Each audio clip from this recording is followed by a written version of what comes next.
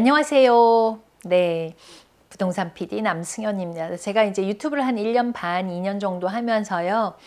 이런 내용은 정말 이렇게 유튜브에 그 퍼블릭으로 내놓지 못한 것들이 있는데요. 특별한 분들한테만 제가 특별히 이 영상을 제작을 하고 있습니다.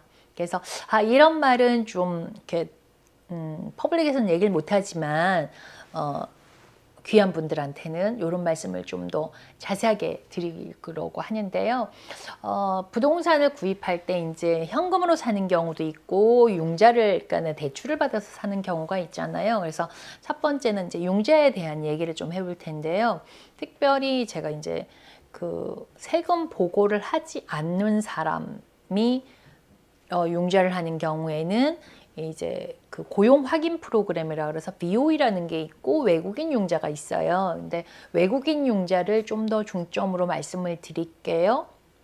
그러니까 좀 차이가 있는데 이자율은 좀 일반 그 세금 보고한 것보다는 좀 높아요. 근데 외국인 융자나 이제 고용 확인 프로그램인데 어떻게 되냐면 이제 외국인 융자로 먼저 말씀을 드리면 외국인 융자도 똑같아요. 뭐 소득 증명이 돼야 되고 그다음에 다운 페이먼트 자금 출처가 돼야 되는데 뭐 자금 출처는 뭐 한국에 돈이 있거나 이러면 괜찮은데요. 그 소득 증명을 한국에 있는 직장을 확인을 하는 건데 보통은 이제 50% 이상을 하기 때문에 은행에서는 담보 가치로서 충분하다고 보는 거예요. 그래서 어느 회사 A라는 회사에 다닌다라고 하고 필아웃 해주면 그대로 가는 경우가 많아요. 그래서 굳이 내가 나 지금 직장이 없는데 이거 융자를 어떻게 받지? 이런 거는 별로 걱정을 안 하셔도 된다라는 걸 말씀을 드려요. 왜냐면 그냥 퍼블릭 말할 때는 소득 증명이 돼야 돼요 이러는데 실제로 이제 일을 하다가 보면 그렇다고 이게 불법은 아니에요. 그러니까 서류를 어쨌든 하는 거니까요. 그래서 그런 게 있다라는 걸 꼭 말씀을 드리고 싶고 그러면은 이제 그 뭐 여기에서 인컴 퀄리파이가 안 돼서 그러니까 이렇게 텍스 보고를 안 해서 내는 이자나 외국인이 받는 이자나 거의 비등해요. 뭐 조금 차이 난다 그래야 되나? 그래서 이제 한국에서 오시는 분들 보면은 여기에 뭐 자녀분이 이제 성장을 해서 사는 분들도 있고 또 아니면 오시면은 여기서 크레딧 쌓고 뭐 해서 그러니까 소득이 생기면 다시 이렇게 외국인 융자로 조금 높은 이자를 받았다가 다시 재융자를 한 2년 있다가 다시 일반 융자를 받으시면 되거든요. 그래서 큰 그 부담 없이 하셔도 됩니다. 그러나 꼭 주의하셔야 되는 게 이제 여기에 그 미국 은행의 어카운트는 오픈이 되어 있어야 돼요. 그래서 그거는 이제 어떤 은행은 외국인을 어카운트를 내주는 데가 있고 어떤 데는 안 내주는 데가 있거든요. 그래서 제가 이제 한국에서 오시기 전에 저한테 연락을 달라 그래요. 그러면 제가 은행에 이렇게 예약을 해놔요. 어느 날 내가 신규 어카운트를 오픈을 하겠다. 그래서 예약을 해놔야지. 그렇지 않으면 뭐 그냥 시간을 낭비하는 경우가 많거든요. 그래서 은행에서 이제 어카운트 오픈할 때는 계좌 오픈할 때는 패스포트, 여권 필요하시고요. 크레딧 카드, 한국에서 쓰시는 것도 괜찮은 크레딧 카드, 또 뭐 드라이브 아이디는 영어가 안 돼 있으니까 그러니까 그렇지만 그렇게만 갖고 오시면은 여기서 어떤 미국 은행에서는 은행 계좌를 오픈할 수 있다라는 거고요. 그래서 그런 조항이 돼 있으면 되고 현금 같은 경우 굳이 한국에서 안 오셔도 집을 사실 수 있어요. 그냥 이렇게 공증이 꼭 필요하지가 않아서요. 근데 이제 융자를 받는 경우에는 오셔야 돼서요. 이렇게 론닥 사인을 하거나 아니면은 그 융자 사인을 할 때 한국에서 대사관을 통해서 거기서 공증을 받아서 보내실 수도 있으세요. 네. 그래서 융자는 그렇게 말씀을 드리고요. 그 다음에 이제 이 융자 관련해서 나중에 이제 송금 얘기 좀 하고요. 그 다음에 세금입니다. 그러니까 우리 그 부동산을 가지면서 뭐 재산세를 낸다거나 이런 거는 내가 이제 그 렌트를 준다 그러면 그것도 임대 소득으로 들어오니까는 재산세를 공제하실 수 있고요. 감가상각비도 공제를 하실 수가 있으세요. 그리고 증여세나 양도세인데요. 이게 이제 이 세금에 대해서도 되게 좀 그런 게, 그러니까 어머니가 또는 아버님이 돈을 한국에서 가져와서 여기서 자녀하고 같이 공동으로 사는 경우도 있고요. 그런 경우에는 뭐 보이지 않게 증여가 되는데 한국에서만 클리어가 되면 상관이 없는데 그게 쉽지 않은 것 같아요. 요즘 해외 자금 뭐 반출 뭐 이런 것 때문에. 그래서 일단은 부모님 이름으로 사서 나중에 이거를 재융자를 하면서 여기서 아드님 이름으로 융자를 하는 경우도 있거든요. 그러면은 증여세는 웨이브가 되지 않을까라는 생각을 하고요. 양도세는 이제 그 거주자에게 주는 거잖아요. 그러니까 이게 그냥 일반적으로 인베스트를 한다. 그러니까 투자를 한다 그러면 양도세는 장기 단기로 해서 그 세율에 따라갈 거지만 내가 여기서 계속 거주를 하게 되면 2년 이상 거주를 하게 되면 레지던스로 속하기 때문에 양도세를 면제를 받을 수 있는 사항은 있다라고 합니다. 그리고 이제 이 세금이 그냥 그 투자를 하는 경우에는 보통 이제 이 소유권에도 관련이 되는데요. 예, 이따가 또 뒤에 잠깐 한번 말씀을 드리겠습니다. 그래서 이제 세금 문제도 되게 복잡한데요. 네, 이 소유권을 말씀을 드리면서 또 한번 말씀을 드릴게요. 그러니까 이 소유권은 누구 명의로 하느냐인데요. 이제 내 이름으로, 예를 들어서 한국에 있는 엄마 이름으로 미국에다 집을 사시는 경우도 있고요. 근데 지난번에는 현금으로 구입을 하면서 일단은 현금으로 구입을 하면은 한국에서 돈을 가지고 나오는 게 좀 편하시더라고요. 왜냐면 내 돈 가지고 내가 사는 거니까. 단 한국에서 뭐 내가 뭐 어떤 걸 팔아서 그 돈만 확인이 되면 미국으로 송금을 해서 하는 경우도 있고요. 그렇지 않고 내가 좀 길게 장기적으로 세운다 그러면 미리미리 이렇게 좀 해놓으시는 게 좋은데, 어쨌든 소유권에 대해서 본인 명의로 하는 것은 하시면 됩니다. 근데 자녀 공동 명의로 할 때는 한번 돌리시는 것도 괜찮고요. 네, 뭐 아니면 여러분들이 뭐 예를 들어서 영주권자다 그런 경우도 있더라고요. 그럴 때는 같이 하셔도 되세요. 예, 그러니까 어떤 경우가 있었냐면 이제 연세가 드시면서, 그러니까 자녀분이 여기 있으면서 시민권자예요. 그러니까는 부모님을 영주권자로 부르셔서 다운 페이먼트는 부모님이 도와주시고 융자는 아드님이 해서 자녀 공동 명의로 하는 경우도 있고요. 또 하나 이제 문의가 이게 투자하는 경우에, 그러니까 뭐 본인 명의나 자녀 공동 명의는 내가 거주하는 쪽으로 또는 자녀를 주려고 하는 소유권이 많은데, 이제 법인 명의로 할 때는 여기서는 LLC라고 해서 리미티드 파트너십이라고 보시면 되는데요. 유한 회사라고, 그러니까 한국말로 말하면 되는데, 뭐냐면 예를 들어서 김영수라는 사람이 여기 와서 법인을 설립을 하는 거예요. LLC라는 것을. 그러니까 뭐 코퍼레이션 같은 걸 하는 게 아니라 LLC라는 거를, LLC 법인을 설립을 해서, 그런 경우에 보통은 이제 회계사분하고 같이 공동으로 하게 돼요. 관리해주는 회계사분. 그러면 법인 설립을 해서 그 LLC 법인으로 해서 그 대신 현금으로 사셔야 돼요. 융자는 힘듭니다. 개인에게 모기지를 해주는 거기 때문에. 그래서 현금으로 사는 경우 그거를 뭐 1, 2, 3, 4 LLC로 사서 구입을 하는 거예요.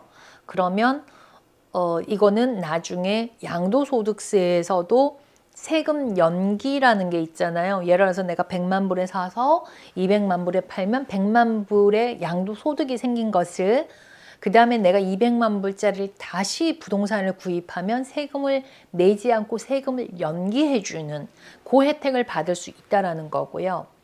또 한 가지 좋은 것은 법인 명의로 사면은 그 김영수라는 사람과 CPA가 처음에는 이제 같이 법인을 했지만 시간이 지나면서 자녀가 미국에 유학을 보냈다든가 여기서 거주를 한다 그러면 조금씩 그 포션이 들어오는 거예요. 그러니까 예를 들어서 뭐 100%에서 뭐 10%가 내 아들 거, 뭐 5%가 내 딸 거, 이렇게 해서 결국은 보이지 않게, 그러니까 증여의 한 방식으로도 쓸 수 있는 거라고 보시면 되는 거예요. 이 소유권으로 보면.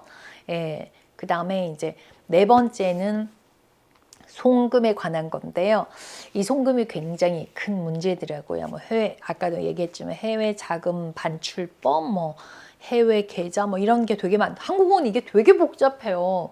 미국은 그냥 딱 은행에 넣어서 가져오면 되고 기프트를 한 장이면 다 되는 건데, 그래서 송금을 할 때는 가장 좋은 거는 이렇게 뭐 100만 불 이상 움직일 때는 내 어카운트에서 내 집을 사는 게 가장 좋은 것 같고요. 뭐 회사도 마찬가지로 회사에서 여기다가 법인을 설립을 해서 하는 경우도 괜찮은 것 같아요. 그리고 이번에 이제 그 어떤 분은 자녀 교육을 여기서 시키려고 하다 보니 여기서 합법적으로 어떻게 거주를 하느냐 해서 한국에 있는 회사가 있으니까 여기 브랜치를 내면서 브랜치를 내는데 이제 투자 이민을 하려면 또 한 3년이 걸리더라고요. 그래서 그런 이제 합법적으로 여기 사는 방법도 또 오시려면 중요하잖아요. 근데 그분은 이제 여기다 브랜치를 내면서 뭘 했냐면은 그 E2 비자라는 걸 진행을 하면서요. 그렇게 하니까 한 6개월 정도면은 올 수 있어요. 그냥 합법적으로 여기 거주할 수 있고 학교 다닐 수 있잖아요. 그래서 그런 경우는 회사로 와서 회사 이름으로 그걸 사서 거기서 렌트비를 내는 형태로도 할 수 있거든요. 네. 이런 방법 좋은 것 같아요. 그래서 송금을 할 때는 이렇게 쪼개서 오는 경우가 있고요. 보통 이제 5만 불 이상이 되면은 한국의 국세청에 보고를 하고 송금을 할 수 있어서 그런 경우에는 이제 5만 불로 여러 명이 한 계좌로 보낼 수 있는 방법을 가장 많이 쓰고 이런 경우만 3, 40만 불 정도는 그렇게 하시더라고요. 그럼 뭐 30만 불이면 6명이잖아요. 그러면 5만 불, 5만 불 이렇게 잘라서 이쪽에 받는 사람은 한 사람으로 하는 거고요. 또는 뭐 유학생을 사용하는 경우도 있고 송금하는 방법은 좀 여러 가지가 있는데 좀 그냥 제일 좋은 건 길게 해서 하는 거가 가장 빠르고 좋은 것 같아요. 또는 이쪽에 유학생이랑 같이 하는 것도 있고 그렇지만 환치기는 될 수 있으면 하지 말라고 말씀을 드려요. 뭐 가끔 회사가 여기 있는 경우에도 이렇게 하는데 그런 경우에 이렇게 잘못되는 경우도 있고 또 수수료가 상당히 비싸더라고요. 네, 그리고 이제 그 한국의 그 종부세가 되게 많더라고요, 생각보다가. 그래서 그런지 미국 부동산 투자하시려는 분들 되게 많으세요. 그래서 임대 부동산을 할 때는 그 렌트비에 대해서는 소득 신고를 하는데요. 이 소득세 신고를 할 때 감가상각비를 10이니까 한 30년이죠. 30년을 나눠서 감가상각을 할 수가 있어서요. 세금 공제를 받으면 캐시플로우, 현금 흐름이 좋아지고요. 그리고 임대 부동산이요. 그러니까 투자 대비 임대 수익률이 한국보다 더 좋습니다. 그랬고 또 이제 그 투자를 하는 이유는 뭐 종부세 때문에도 그렇지만 미국 부동산은 안전한 자산이라는 것 때문에 많이 하고 또 환율이 요즘 계속 오르잖아. 한 1200이 넘어갔죠. 그러니까는 그 환회지하는 차원에서도 하고요. 또 이제 이쪽에서 자녀 교육이나 뭐 은퇴 플랜으로도 여기다가 투자를 많이 하는데요. 어쨌든 미국은 계속해서 좀 올라가는 그런 상황이 있어서 이제 미국으로 많이 투자를 하는 것 같습니다. 그래서 이런 임대 부동산을 할 때 이제 관리를 누가 해주냐도 굉장히 중요하기도 해요. 그래서 어떨 때 비어 있으면 막 그 집에 어떤 손실을 볼 수도 있거든요.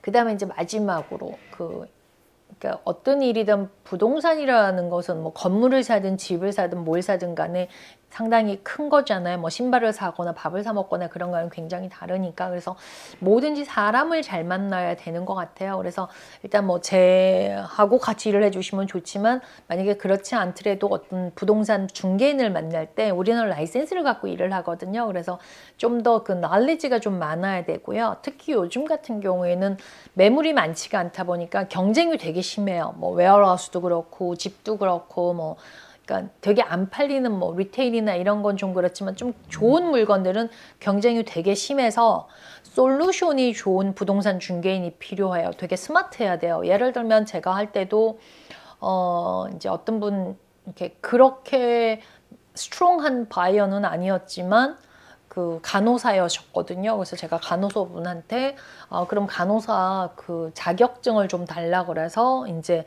그 계약서를 서밋할 때 같이 어태치해서 제가 써서 보냈고요. 그래서 뭐 30대 1 이런 그 우리 맨날 이게 승률 이렇게 얘기하는데 한국의 부동산 매매 방법과 다르게 미국은 이렇게 오퍼를 서로 경쟁 비딩을 하는 상태이기 때문에 이 비딩에서 1등만 존재하거든요. 2등, 3등은 그냥 꽝이에요. 뭐 10등이든 2등이든 똑같이 꽝이거든요. 무조건 1등을 해야 되는데요. 그 1등을 잡아서 딜을 만들 수 있는 부동산 중개인을 만나시는 게 굉장히 중요합니다. 그래서 어떻게 딜을 만드는지가 이제 그 어떤 프로퍼티, 그러니까 부동산마다 요거를 어떻게 해야 되는지 보는데 이제 저 같은 경우에는 제가 바이어 사이드니까 셀러 사이드의 그 에이전트가 어떤 에이전트인지 성향을 좀 조사를 하고요. 그 다음에 이 부동산의 그 부동산 살려고 하는 그 부동산의 히스토리도 체크업을 당연히 해야 되고요.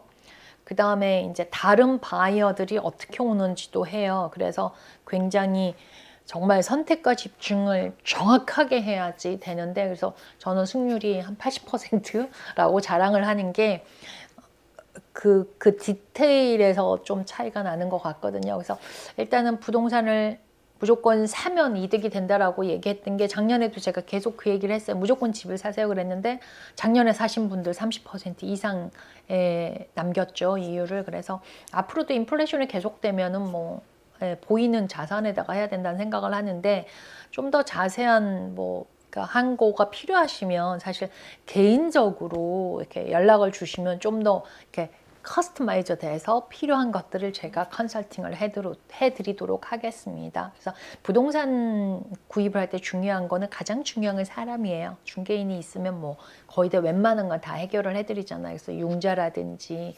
세금이라든지 이런 디테일한 문제를 해결해 드릴 수 있으니까, 오늘은 정말 대놔놓고 얘기 못했던 얘기들을 좀 해봤습니다. 예, 감사합니다. 건강하세요.